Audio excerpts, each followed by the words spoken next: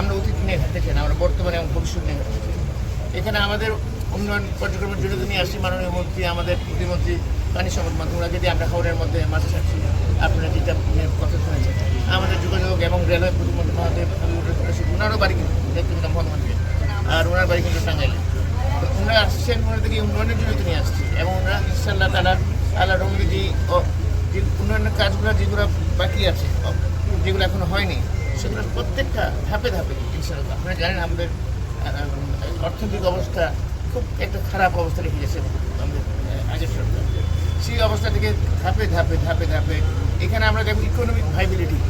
আপনি উড়ার সেতুর কথা বলেছেন, যোগাযোগ করেছেন, উড়ার সেতুটা আমিও জানি আমার ডিমান্ড, কিন্তু ইকোনমিকের ভাইবিলিটি না থাকলে ইনভেস্টমেন্ট প্লাস ভাইবিলিটি এই দুটাকে যদি সমন্বয় না করা যায় তাহলে কিন্তু এটা তো দেশের মুসিবত আমরা নিজেই বুঝি।